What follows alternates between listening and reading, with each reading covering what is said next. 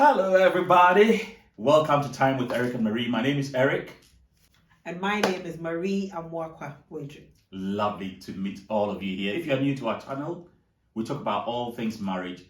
We talk about life. We talk about everything to do with how we can develop and enjoy the best of ourselves in every relationship in which we are. Absolutely. And also relationships. I'm inspired to help new up and coming couples. So if you're newly married or you're an aspirant, you're aspiring to get married, you're in a relationship, you're young, you're just wondering, you have all these questions going on. I think our story here can really inspire you. So this is what makes me excited to be a part of these videos and these conversations. Exactly. And that's one of the main reasons why we set up this channel. Actually, we were on Facebook for a long while, from 2014 till about 2018, early 2019. We were talking about marriage, personal development, and all sort of life, principles, so to speak. And we impacted a lot of life, and we are still doing so. But we decided, let's do it on YouTube. YouTube, we can reach a far wider audience as well. So let's bring it on here. Make sure that our videos are cast in stones forever. YouTube, we know YouTube is not going to go away, is it? so there we go. There we go. Right. So today's topic is it's a topic that Eric I came up with, isn't exactly. He's very, particular about it. Yeah. And it's why couples break up around Valentine. Just around Valentine time. Why do we do so? Yeah, and apparently he said even like 2 days, some couple like 2 days before Valentine's, and I'm thinking, where did I get that from? I've never heard of this. I didn't even know couples break up. Yeah. Close to Valentine or around Valentine time. Right. So. A lot of research has been done, and exactly 2 days before the Valentine's Day, which is the 14th of February, a lot of relationships do break up, especially couples. They do break up. Those are just crooks. And there are a lot of reasons for that. People who just want to escape buying their wife or their girlfriend some flowers. Or their husbands. No, this one I'll blame it on the men. It's just guys. I think it's just guys or men who just want to escape the flowers, the chocolates, and just expressing their love. Because some people find it really difficult. With men, we can never win. Whichever way we take it, the blame will always be put on us. Oh yes. But I believe personally that Valentine is a day where we express our love to our spouses, whether the men to the women to the men. It's an expression of love, and in our society, it's more so the men giving gifts to the women. And I can understand where Marie is coming from.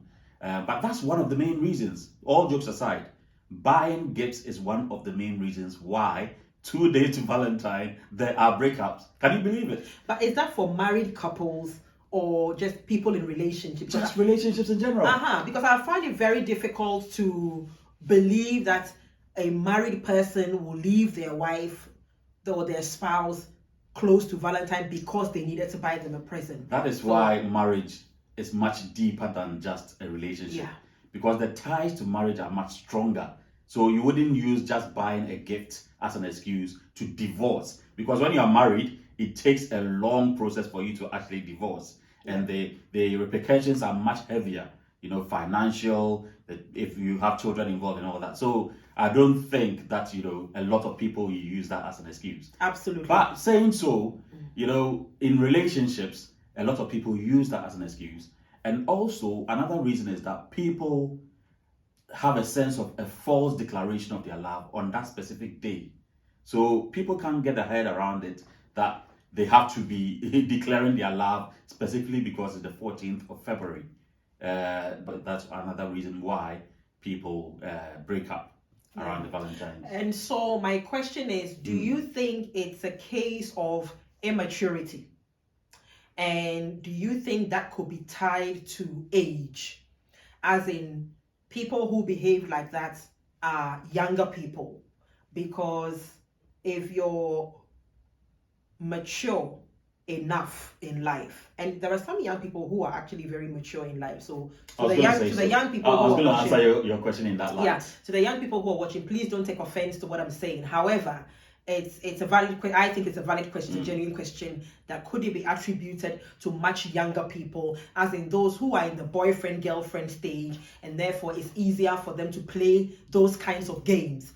So for example, on Valentine Day or a couple of days to Valentine, the guy will just disappear, or the lady will just disappear and then resurface again after Valentine, which is for them, it's just a game really, and then they'll come up with all kinds of excuses. So is it in terms of the statistics, is it much younger people who do things like that, or could we just attribute it to immaturity in terms of people not really understanding the depth of what love really is, and for them to relate it to the fact that you don't necessarily need that one particular day to express your love? Or could it be that it's just because society has accepted this day globally as a day for people to just express themselves in such manner? So I think it's something that people really need to understand, that nobody has said that Valentine Day is the only day that, as a couple, married couple, or in a relationship, you're supposed to express your love to each other. It's supposed to be something that happens all the time anyway, but that's just an extra day to go, just a little bit extra, just go the extra mile a little bit. Yes. So going back to your question, you asked the question about, is it maturity or age and all that, and I think it's more to do with maturity than just age. When people are related, the statistics talked about it. They didn't really back down to the age of people, but it talked about the maturity of people. People not understanding what real love is. So they think it's something that you just hook up, and then when it's around Valentine, you can just go away and then try and win back your partner afterwards. But that's not true love, because for buying a gift, if you are willing, or you can actually break a relationship for that matter, then you are not committed to the person, for the long haul. And there are other factors too. I wouldn't just blame them, because the expectations of people have arisen due to, let's say, social media or what they see on television. People buying their spouses cars on Valentine's Day, some houses and all that. So people's expectation of gifts on Valentine's Day have really gone up high, and it puts undue pressure on people to deliver. That is why Barry said earlier on that we shouldn't wait till only Valentine's Day. And I think it's really important that we stress this fact, that love is not just for one day. Love is for every time. 365 days in a year, every minute of that day, you can express your love through so many things. Love is appreciated in the simplest of ways, the simple things that we do. Let's say giving Marie a pet or a compliment on what she's wearing. And by the way, you look beautiful in what you're wearing anyway. Thank you. It's not you buying a car or a house. Those things are good, but it's not that shows the extent of your love. So we should try and express our love on a daily basis, and not just wait till Valentine's Day alone to express our love. Yeah, I couldn't agree more. I'm still thinking, and I'm finding it. I would attribute it to immaturity, and that's It's immaturity. Yeah, it's just immaturity. And if any of you watching us are like that, then please just stop and do better. That's right. Because it's just not nice. It's just playing with somebody's emotions, which is just, it's not nice. It's unfair to them. Just be honest and have the conversation with the person. As Eric said, love you can express in so many ways. You don't have to allow society to put any pressure on you. All these societal pressures, especially on social media, you mustn't allow them to get to you, to get you to do things that under normal circumstances you perhaps wouldn't have done as a person. Just be honest to yourself. Do the best that you can. If you can't afford to buy flowers, chocolates, whatever, and you can pluck one from a garden somewhere, even better. Just go ahead and pluck it. If you can't pluck any, and you can write a love note, just write a love note. Today we have almost everybody has a phone in their hands. You can even sing a love song. You can, leave them a voice note saying some very nice, intimate words to them. And things like this, I think it should be enough. And as women as well, I think, and we put a lot of pressure on the men on days like Valentine's Day. We must also understand that, yes, in as much as we want to be spoiled on that day and think it's all about us, we need to be on the receiving end. We must also learn to give. So it's reciprocal. It's reciprocal. But at the end of the day, don't put pressure on your partner just because of Valentine's Day. And you know something? Sometimes these pressures come as a result of competition.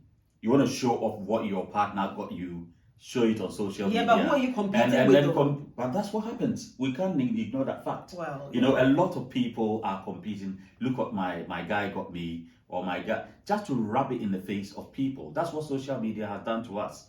Unfortunately, it is so real.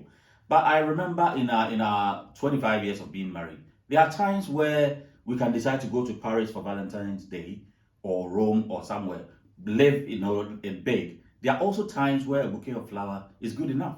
Or if I don't even give her a bouquet of flower, the words "I love you" to your face is enough for that day. Because we don't wait till Valentine's Day before we celebrate our love. Yeah. It's there 365 247. There you go. Yeah. I think everybody must learn to do things according to your own dynamics. That's it. It's as simple as that. My friend would say simple. Yes, do things. just keep it simple. Yeah, do things according to your own dynamics.